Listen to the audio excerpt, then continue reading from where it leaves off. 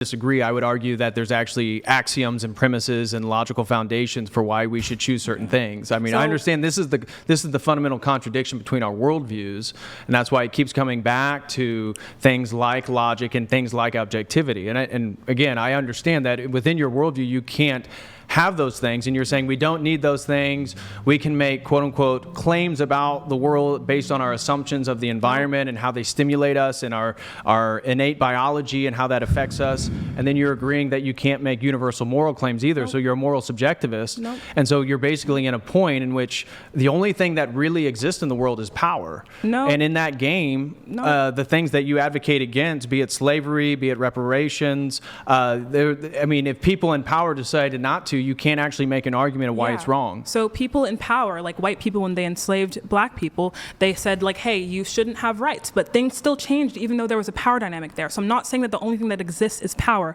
I never ever said that, actually. All I said is that you cannot, there's no way to prove by definition objective truths or objective moral claims, because in their definition, they don't require evidence, they just exist, they just are moral, they just are true. That's not conceivable. In any circumstance, when we have some type of like premise, we either just assume it, like we assume that, like, for example, again, like I've said before, reality exists, right? We assume that to make tangible, discussions, make tangible claims, test hypotheses, whatever. But beyond that, like if I want to say, we should all like, I don't know, I'm trying to give some example. Like slavery should become a thing again.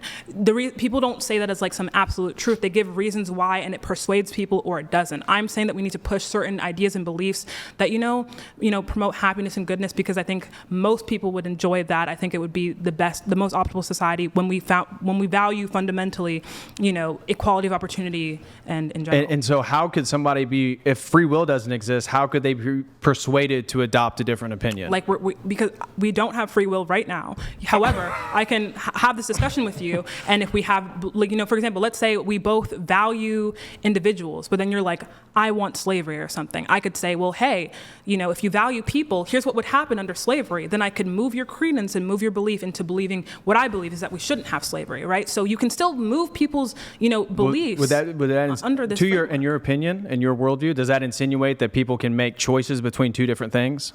It wouldn't be a choice between two different things. It would be like your brain processing one belief over another belief, and depending on, again, your biology, your brain chemistry, and like your socialization, you would pick one over the other. However, if we introduce better stimuli or more stimuli that promotes one belief, you're more likely to believe that, and that's how we get, like, for example, better people in society. But if I'm determined, or my innate biology and my environment determines me to choose the opposite of that, aren't we both on equal footing? What do you mean by equal footing? That any claim that you make or any claim that I make, they're essentially equal claims. There's no one that can be superior to the other, because due to the mechanisms of how I came to my decision, it's really just a belief that I've acquired, or the word you're using, assumption, because of the environment and the biology, nature versus nurture. And if that's the case, well, then I don't understand, again, the premise of the debate, the premise of coming here and persuading people, because the people that watch this and choose the opposite of you, they're no worse or better than you. It's the same. I mean, it's equal. It's just deterministic. I think it's funny needing to say that like one belief in this metric is like yours is better than mine. I think it's just that, like, in society, I think that all we can do, like, at least what I've seen, is take a descriptive lens and look at the history of society and look at the brain and just look at like the way that people act. I think that we have not seen any proof that these things are inherently better or worse. However, that doesn't mean that we can't promote different ideas because of what the outcome would be. For example, if you value human beings, which most human beings do, agreed, some such system would result. The question is not whether people value human beings. I think a lot of people, especially now, really do value human beings. Most of the time, the argument for slavery was just like, oh, they're not human, therefore we can do blank. Not saying that no one has ever not valued human beings, but many a time they have something like neurologically that is actually a disorder, or whatever the thing is. So what I'm saying to you is that whatever system is going to come about, depending on what stimuli we introduce and how we kind of gauge people who tend to have that bad brain going on, who tend to have like less mirror neurons, things like people who are like really bad psychopaths or whatever it might be. So it's not like a bearing on my claim. It's just like, I think I'm just describing how reality exists. Okay, I understand that that's what you feel like you're doing. My point is, I just don't see how your argument against somebody who would assume the opposite, so let's say me, for example, or anybody watching the stream, how we get to a point in which we can justify one over the other. And so what you were saying, and I was listening to your response, the follow-up I'd really like to hear is like, your anthropology, do you kind of view humans as mechanisms based on the nature and the environment and then the biology in which that they have? Are they a mechanism? Is that how you would describe it? You can call a human a mechanism or whatever you really want to. I feel like the way that you describe it doesn't really matter. Okay. If you define a mechanism as something that operates off of like Inputs and outputs, I mean, you can define it that way, but regardless, what we have seen, what psychology has proven, why we have the nature-nurture debate is because people are composed of nature and nurture, and that is the claim that I'm making. So the way that you codify it doesn't really matter to me. So my question then, if we are mechanisms,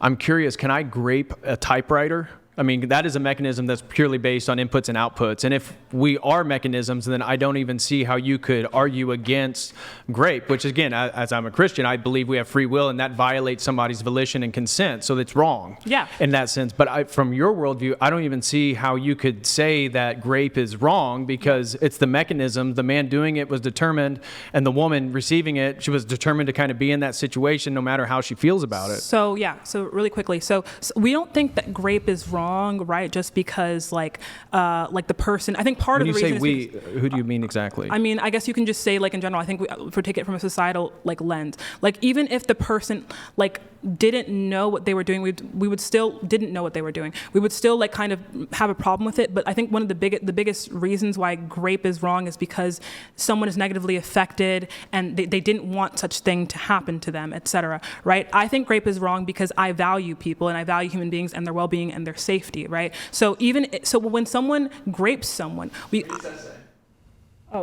Grape. Okay, sorry. Essay. So when someone essays someone, I would say that like we said that those actions, we don't like those actions. They're bad because they kind of like violate someone's ability to kind of just like freely exist and kind of just like exist like with their bodily autonomy and things of that nature. Mm-hmm. But the solution is not to say like I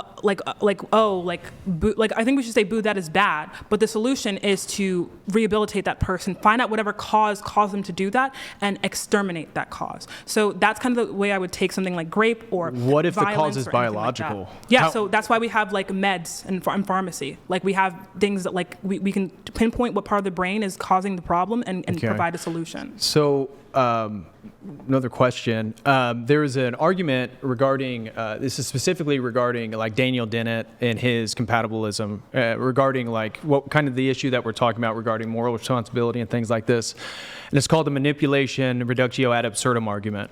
And so suppose there's a woman named Alice and that a neuroscientist engineers her so that due to all mechanisms that she is programmed to commit a murder. And she, through compatibilism, again, Daniel Dennett's terms, uses her freedom to choose based on those things. So there's not an exterior reason or cause compelling her to commit the murder. And then she commits the murder. Is she responsible or is she not responsible for your perspective? So yeah, I think this idea of moral responsibility comes from this idea that we are these isolated causal agents, which again, I disagree with. I think that when we look at like when people do bad things, we need to look at, just like you explained, the mechanisms and the foundation that caused them to act in the way that they did. So in that sense, I think that this idea of fault and blames comes from this idea that everyone has this kind of like set state of like, they know the things that they should and shouldn't do and whatever, and they're operating off of this same, basis. So instead, I would say that like that person, I think I wouldn't even reference moral responsibility. I would think, how can we make it so we figure out what caused you to do such thing and stop it, right? So it's like, I understand, but using my thought experiment, let's say Alice committed the murder.